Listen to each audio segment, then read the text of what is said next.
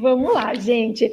Então, assim, eu queria só trazer uma frase inspiradora que a Carla falou do professor, né, que mais, assim, inspirou durante a tua vida, é que eu falo que um professor comum, gente, ele leva a gente onde a gente pode ir, mas um professor extraordinário pode levar a gente para lugares onde a gente nunca imaginou. Então, foi uma inspiração que eu trouxe, que eu queria deixar aqui para nós nesse final. E aí, gente, o que acontece, né? Quando a gente fala de mercado de trabalho, e eu que estudo muito mercado de trabalho, eu danço muito bem, eu danço em grande estilo nesse mercado, gente, nesse assunto. É assim, ó, o futuro está de olho em comportamento, tá, gente? E aí eu estou falando para estudante, estou falando quem está fazendo a transição para o seu primeiro trabalho, estou falando para professor ou para quem quer ser professor, o mercado está de olho em comportamento. Eu diria para vocês que as culturas mais visionárias, primeiro elas treinam comportamento e depois elas treinam qualquer outra coisa. Desculpa, gente. Primeiro elas contratam comportamento e depois elas treinam qualquer outra coisa. E agora eu vou refinar um pouco essa minha resposta. A gente sabe que dependendo da posição, do nível inclusive de exigência da empresa, a gente precisa entrar jogando, a gente precisa ter a técnica ali para a coisa acontecer. Mas quando a gente desenha a carreira da gente, aí eu falo no design de carreira, na verdade, a técnica, ela coloca a gente no jogo. E a técnica, às vezes, ela faz a gente ganhar o jogo, mas é o comportamento que faz a gente ganhar o campeonato. Eu diria, inclusive, que pode ser mais fácil. Eu lembro quando eu fazia dança, quando eu era pequenininha, eu não lembro muito bem, mas no balé, é o Grand Plié. Falei correto, Carla? Ai, meu Deus, amava aquilo.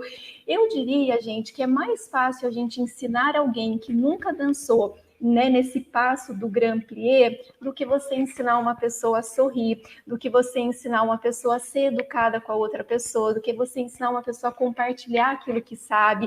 E aí a Marta falou de maneira brilhante, não é saber dançar, mas é o amor por ensinar. Eu acho que não é nem o foco no ensino, mas é o foco na aprendizagem, né, o que é o compromisso do que ficou para aquela pessoa que eu ofereci aquilo que eu sei.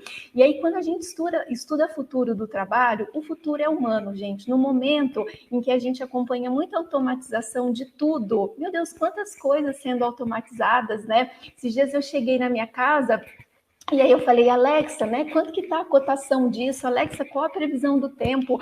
Gente, a Alexa estava fazendo coisas que antes eu ficava algumas horas fazendo no computador ou na agenda física, enfim. Então, muita coisa sendo automatizada. Muitas vezes a gente fala com pessoas que a gente acha que são pessoas, mas na verdade são máquinas. Eu tive uma experiência com um profissional do Google que trabalha no Vale do Silício, e aí no meio da apresentação ele trouxe uma inteligência de voz, inclusive em termos, né, de tecnologia, gente, a inteligência de voz é o que mais cresce pela assertividade, pela precisão. E aí ele colocou o robozinho na mesa e falou o seguinte, olha, me agenda um corte de cabelo, e essa inteligência de voz fez conexão com a agenda dele, já fez mapeamento de salões de cabeleireiro, né, próximos ali do endereço onde a máquina estava, enfim, ligou para o salão, falou com a pessoa do salão, a moça do salão mal percebeu que era uma máquina e o corte de cabelo foi agendado. Resultado, todo mundo ficou de boca aberta, porque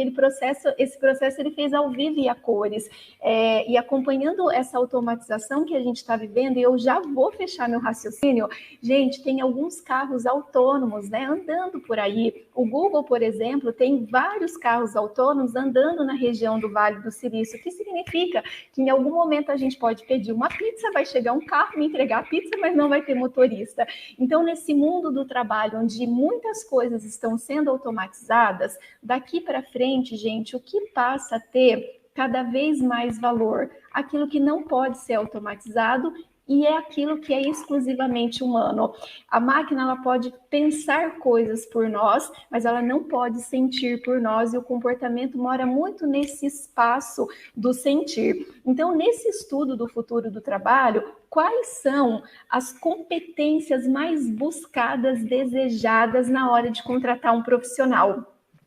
No mundo da tecnologia, essas competências, elas são humanas. Então, a gente está falando em inteligência intrapessoal, autoconhecimento, quanto eu sei sobre mim mesmo, meus sonhos, meus limites, meus valores, o que eu quero para mim.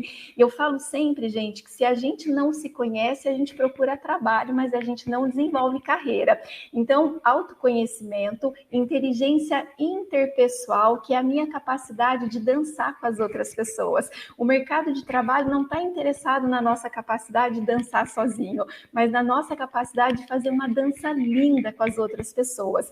E aí a gente fala na inteligência adaptativa, jogo de cintura, tudo muda toda hora, que a gente nem sabe o que vai mudar, como que a gente muda, né? Como que a gente lida com a mudança. Inteligência adaptativa tem a questão da inteligência criativa, que diferente do que muitos pensam, não é pensar em coisas nunca pensadas, mas é da gente ser solucionador de problemas. Eu falo que tem dois tipos de pessoa no mundo: as pessoas que reclamam e as pessoas que resolvem. A questão é de qual, né, estatística a gente quer fazer parte, né, gente?